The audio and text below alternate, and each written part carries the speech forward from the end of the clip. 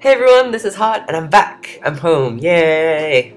I'm gonna tell you now. It has nothing to do with games. So if you're not interested, just stop watching now. Basically, I'm just gonna fill you in on uh, what I've been doing for the past, I guess 2 weeks, a little over 2 weeks. I got home yesterday. Is that right? Yeah, yesterday, kind of in the middle of the day. We had this nightmare flight back. It was so long and tiring. Luckily, I was traveling with my older sister, so actually, I mean, because there were the two of us, it was pretty fun. When you're traveling alone, it's really boring. And so we got back home, and my dad picked us up from the airport.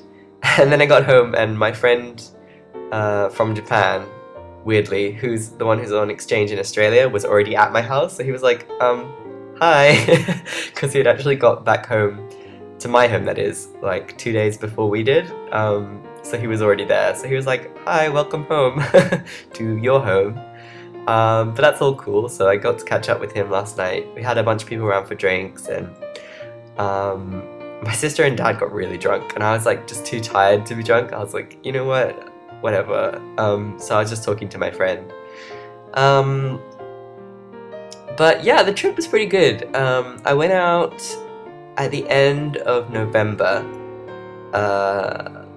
Is that right? What are we? Yeah, December now. So like the 30th of November, I went out, and I went to Kyoto first. So I went to Kansai Kuko, Kansai Airport, and I met my friends, and I stayed at their house. It's really cool actually. She lives in a machiya, which is like the old style houses in Kyoto, which a lot of them, like in the center of town in Sanjo and stuff, are now like shops or restaurants or hotels and stuff. But people do still live in them. They're like the old style wooden houses, and they're really kind of windy, and so that was really cool to stay with her. And she was really nice. I had like my own room and everything. It was freezing cold because being an old style house, it didn't have any central heating or anything. So I mean, luckily I had a really thick futon and stuff, so I was warm when I was asleep. And then downstairs they have kotatsu. Kotatsu is, if you don't know what it is, it's like a table on the ground, but it's got basically a blanket underneath it, and there's a heater underneath the table. So underneath the blanket, which it's kind of like a tablecloth, but when you put your legs underneath the blanket, it's warm. So basically, you can just all sit around that, and it's really cool. And we had oden, which is like hot pot, sitting around the kotatsu, just staying warm together. It's really cool. It's a really fun place to stay. So yeah, I was in Kyoto for like a week, and I caught up with all my old friends and met a lot of new friends as well, because the dorm I used to live in, there were maybe 5 or 6 people that still lived there from when I lived there over a year ago. But obviously, with just like any dorm, there were lots of new people. But they were all really nice, and actually some of them I'd met before, just not at the dorm, but they ended up living there. And so we met, we had like lots of drinks and lots of good times, so that was good. We went out to karaoke. We did all night karaoke for my first time in like a year and a bit. I think I must have sung about a year's worth of songs, but that's always fun. I went with my good mates, so it's always a good time. And being the scandalous people that we are, we just brought whiskey in a bag, and it was rum, I think, because we're classy like that. Rather than pay for all you can drink, shh, don't tell anyone. And then what did we do? Oh yeah, when I was in Kyoto, because like I know Kyoto, I wasn't really sightseeing or anything. I went to Osaka for a day and went to Denden Town, which is kind of like the Akihabara of Osaka, the kind of electronics neighborhood of Osaka, and bought some stuff for some friends there. And I did actually end up going to Akihabara later, which I'll tell you about, but I don't know Akihabara at all because I never lived in Tokyo. So actually I prefer Denden Town in Osaka just because I know it better. And what else did I do when I was in Kyoto? Basically just caught up with friends. Had dinner a bunch of times, went around the shops, bought a coat. I bought a coat because it was freezing. It was so cold in Kyoto, especially compared to here. And after I'd been in Kyoto for a week, I think a week, I went I took the Shinkansen, the bullet train, up to Tokyo, and I checked into a hotel that my sister's, the competition that she was in, the organizers had organized for her to be in that hotel. So like, I booked a room in the same hotel so that we could share a room. So I went and checked in, and then my sister was supposed to arrive that evening. So I went to Narita Airport, which is the airport in Tokyo, and I waited for like 5 hours and she never came, and I was just like, oh my god. And obviously, because I've been standing there for a long time, it was kind of suspicious, and like the police came up to me and were like,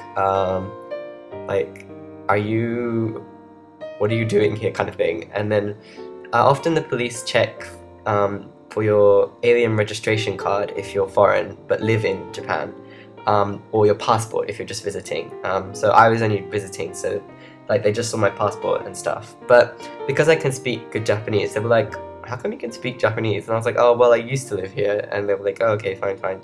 And then in perhaps one of my least proud moments, he was like, are you okay? Like, what are you doing? And I was like, I'm waiting for my sister, and I don't know what to do because she's not coming out, and she doesn't speak Japanese, and she needs my help. And then I just started crying. And he was like,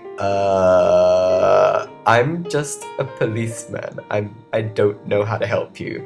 I can take you to the information desk. And I was like, yes, please, can you take me there? And so like he was like, okay, and like he took me there. And then like they called her name over the announcement thing, and like she didn't come out. And then I was like, can you tell me if she got on the flight? And then they were like, oh no, because of personal information rules or whatever, like privacy rules, they can't actually release the names of people on the flights, even though she's my sister and we're related. So after I'd been there for like 5 hours, I called my mom and dad like lots of times, and they were just like, look, just go home, because obviously even if she was on that flight and got stuck in customs, or like something happened, you know, she's not come out for ages, so there's nothing wrong with you going home. So I was like, okay. So I went home, and I went back to the hotel, that is. And then just as I was getting back to the hotel, I got an email on my phone from my sister saying, oh my god, I missed my flight. She'd messed up her flight leaving Australia. She was in Australia, visiting from America. By like one whole day, she'd got the date wrong. And so she'd like rocked up at the airport, and they'd be like, your flight was yesterday. And so she sent me this email being like, oh my god, I'm really sorry, I've got on the next flight, and so I'll be there tomorrow morning. And so I was like, okay. I was too tired to go to the airport again, so she came from the airport, which was I was pretty impressed because she doesn't speak any Japanese, to our station in Tokyo. We were staying near Suidobashi, which is pretty central, and then I just ran out in the morning and met her at the station, helped her bring her suitcase back up to the hotel. So then we were together in Tokyo. We were staying in a tiny hotel. It was so awkward, it was so cramped. It was just like the two of us. And my sister, because she had a competition, she had her huge suitcase with all her costumes and stuff. And she'd also been to Australia to her ex-husband's place and picked up all of her old stuff. So she had loads of luggage. And we were in this tiny room and we were sleeping in a bed together. Like, it's fine, that was fine, we get on fine, so that wasn't a problem. But the fact that we were on top of each other and like had no room to move was interesting. So then pretty much from that day for the next basically week, my sister was busy with rehearsals and like the actual performance. The competition itself was, I think, the day after that. So 2 days after I got there. And then she also had, after the actual competition itself, she had like workshops and stuff, so she was teaching. And so I ended up basically being like her helper, which was cool. I didn't mind, it was quite fun. Like when she was at rehearsals and in the competition, I was running back and forth to the hotel getting stuff if she needed it.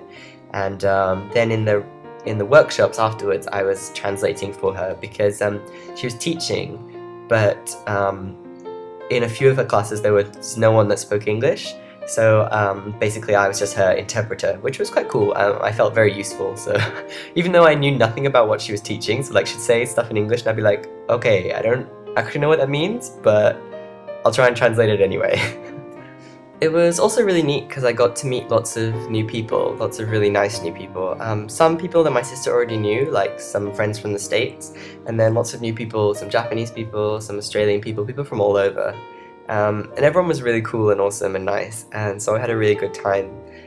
We didn't get to see a lot in Tokyo because most of the time my sister was working or performing, and then I was either helping her or helping her friends, which I was happy to do, like I'm not complaining. And then, so we didn't really do much sightseeing in Tokyo except for like the very last day we were there. We went to Harajuku and stuff like that.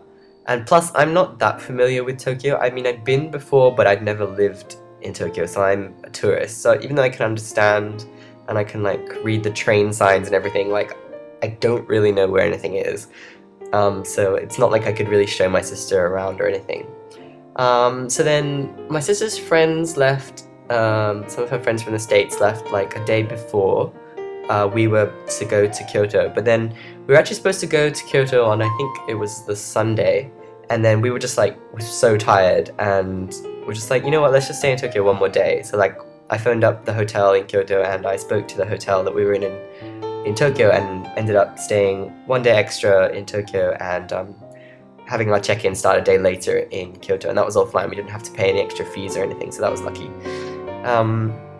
So then we went the next day down to Kyoto, which meant we only had like 2.5 days in Kyoto as opposed to 3. Which was okay, but because I know Kyoto, obviously because I lived there, it was a whole lot easier.